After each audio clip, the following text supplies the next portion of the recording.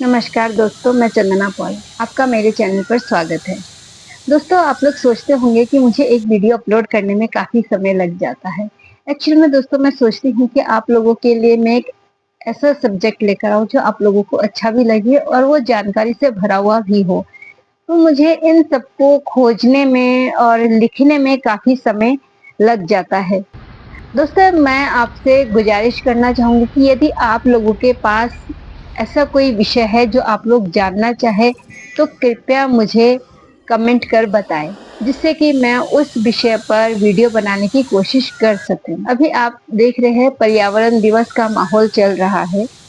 सभी लोग विश्व पर्यावरण दिवस मनाने में व्यस्त हैं। विश्व पर्यावरण दिवस हम इसलिए मनाते हैं जिससे कि हम अपने आप को, समाज को जागरूक कर सकें। हर साल 5 जून को विश्व पर्यावरण दिवस मनाया जाता है।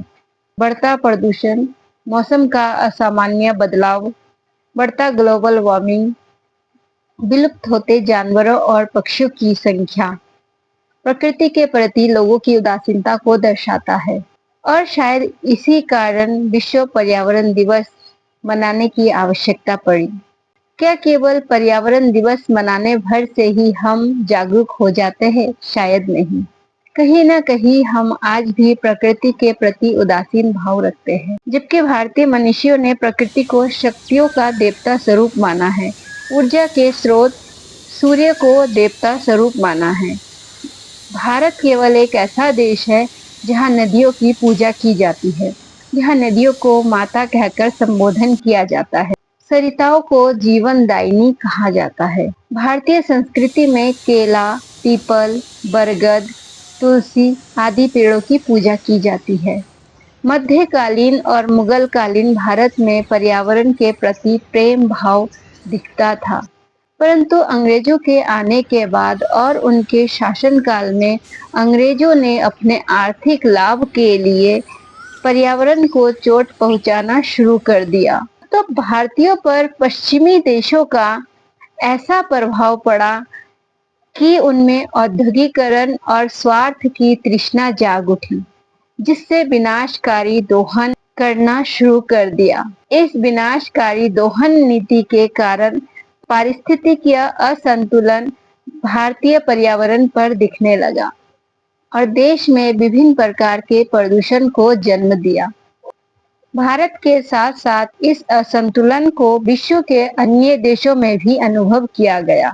सन 1972 में पर्यावरण से जुड़ी चुनौतियों को अनुमान लगा लिया गया था। इसलिए यूनाइटेड नेशन ने 5 जून को पर्यावरण दिवस के रूप में घोषित किया। जब 1950 में भारतीय संविधान बनाया गया, उस समय कहीं ना कहीं पर्यावरण संरक्षण को अनदेखा किया गया। सन 1972 के स्टॉकहोम सम्मेलन ने भारत सरकार का ध्यान पर्यावरण संरक्षण की ओर खींचा और भारत सरकार ने 1976 में संविधान में कुछ अमेंडमेंट कर महत्वपूर्ण अनुच्छेद 48 ए तथा 51 ए जिसने देश के वनों तथा वन्य जीवन की रक्षा और नागरिकों को प्राकृतिक पर्यावरण की रक्षा का कर्तव्य प्रदान किया। परंतु क्या हम सभी अपने अपने कर्तव्यों का पालन करते हैं? शायद इसका अंदाजा हम अम्फान, निसर्ग या तोकते जैसे भारी तबाही मचाने वाले साइक्लोन, बेमौसम बारिश, ओलावृष्टि, बाढ़ जैसे प्राकृतिक आपदाओं से लगा सकते हैं। ये बिगड़ते मौसम के मिजाज और उसका प्रभाव साल दर साल देखने को मिल रहा है। प्रकृति हमें समय समय पर अपना रूप दिखाकर हमें सचेत करने की कोशिश करता है कि विकास के नाम पर प्रकृति से खिलवाड़ किया जा रहा है। अंदाजा लगाया जा रहा था कि इस वर्ष प्रचंड गर्मी होगी। मार्च के कुछ दिन तो गर्मी रहा, बाद में अप्रैल मई में मौसम ठंडा रहा। 6 जून के बाद मौसम में बदलाव हुआ और गर्मी पड़ने लगी, जो मौसम में बदलाव का संकेत है। केवल भारत में ही नहीं, पूरे विश्व में हम तापमान के बदलाव को देख सकते हैं। तापमान में लगातार बदलाव काफी चिंताजनक है। मौसम का बिगड़ता मिजाज हमें सचेत करने के लिए पर्याप्त है कि प्राकृतिक संसाधनों के दोहन पर रोक लगाना चाहिए। विश्व भर में बढ़ते प्रदूषण के कारण तरह तरह की बीमारियों का सामना करना पड़ रहा है और इन्हीं बीमारियों से कई लोगों को अपने जान से हाथ भी धोना पड़ रहा है। यहाँ तक कि नवजात शिशुओं पर भी प्रदूषण का दुष्प्रभाव देखा जा सकता है। दुनिया भर के सर्वाधिक प्रदूषित शहरों में अधिकांश शहर भारत का है, जो काफी चिंताजनक है। मैं ये तो नहीं कह सकती कि कोई भी अपने कर्तव्य का पालन नहीं करता, वरन इतना जरूर कह सकती हूँ कि कुछ युवाओं को इसके बारे में जानकारी तक नहीं है।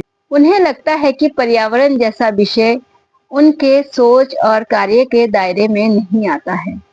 वही कई युवा जलवायु परिवर्तन, प्रदूषण, प्राकृतिक संसाधनों के संरक्षण जैसे पर्यावरणीय मुद्दों के बारे में केवल चिंतित ही नहीं, उनके संरक्षण के लिए सक्रिय भूमिका भी निभा रहे हैं। अब तो एनयूएलएम के साथ साथ सेल्फ हेल्प ग्रुप की महिलाएं भी पर्यावरण संरक्षण जागरूक अभियान में भाग ले रही है और प्रत्येक महिला एक एक पेड़ लगाकर उसको बड़ा करने तक का देख रेख करने का जिम्मा ले रही है। दोस्तों, क्या ये जिम्मेदारी केवल कुछ युवाओं की या एसएचजी की महिलाओं की या फिर सरकार की है या फिर हम सबकी भागीदारी है? क्या हमें केवल एक निश्चित तिथि पर ही जागरूक होना है अपने पर्यावरण के प्रति या हमेशा ही सचेत रहना है? आप क्या सोचते हैं इस विषय में? जरूर बताइएगा। पर्यावरण संरक्षण में केवल पेड़ लगाना ही काफी नहीं, वरन जल संरक्षण, वायु को प्रदूषित होने से बचाना, हमारी मिट्टी को प्रदूषित होने से बचाना, सागर को, समुद्र को प्रदूषित होने से बचाना, वन्य जीवन को बचाना, ये सब भी पर्यावरण संरक्षण के अंतर्गत ही आता है। तो फिर क्या केवल हम एक पेड़ लगाकर ही अपने आप को जागरूक मान सकते हैं? शायद नहीं। फिर क्यों हम केवल 5 जून का वेट करते हैं कि 5 जून आएगा तभी हम पर्यावरण के प्रति जागरूक होंगे? इसके लिए तो हम हमेशा सचेत रह सकते हैं। आपको जानकर हैरानी होगी कि हम अपने दैनिक कार्यों में छोटे छोटे बदलाव लाकर इस कार्यक्रम का हिस्सा बन सकते हैं। खाली छतों, बालकनियों में पौधे लगाना, ये तो एक आम बात है और शायद हम में से सभी करते भी हैं।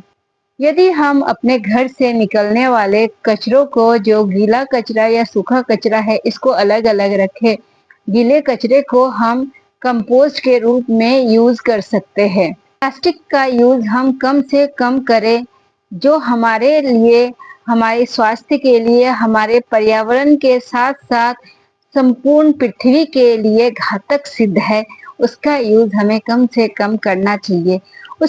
उसके स्थान पर हमें कपड़ों से बना बैग या जूट से बना बैग का प्रयोग करना चाहिए। साथ ही हमें जल को कम से कम नष्ट करना चाहिए। मैं कई बार देखती हूँ लोगों को कि पानी को बहुत बुरी तरीके से वो वेस्ट करते हैं। यदि हम इस वेस्टेज को ही रोक ले या इसको कुछ हद तक कम कर ले तो भी शायद हम पर्यावरण को कहीं ना कहीं संरक्षण करने में मदद कर रहे हैं। दोस्तों, शायद आप में से बहुत से ऐसे लोग होंगे जो वस्तुओं के साथ साथ जल का भी रीयूज करते होंगे, जैसे आरओ से निकलता हुआ वेस्टेज वाटर, या जो हम महिलाएं घर में दाल, सब्जी, चावल धोते हैं, उसका वेस्टेज वाटर, इसको हम पौधों में यूज कर सकते हैं और आप में से शायद बहुत करते भी हैं। घर की पुरानी चीजों को एक नया रूप देकर उसको दोबारा से यूज कर सकते हैं।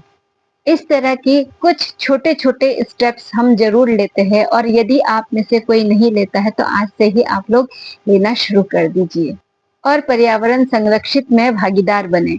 आज भी बहुत से लोग हैं जो अपने किचन से निकले ग्रे वाटर को नदी नालों में ना बहाकर पाइप के जरिए उसे अपने किचन गार्डन में देते हैं, जिससे कि पौधों को पानी भी मिलता रहे और ग्राउंड वाटर लेवल भी बना रहे। दोस्तों, इसी तरह हम अपने दिनचर्या में थोड़ा बदलाव लाकर पर्यावरण को काफी हद तक बचा सकते हैं और इन्हीं छोटे छोटे कदमों के साथ चलते हुए कई बड़े परिणामों को अंजाम देते हुए प्रकृति के मित्र बन सकते हैं। आपका इस विषय पर क्या विचार है और क्या मेरे विचार सही है? कमेंट करके जरूर बताइएगा। धन्यवाद।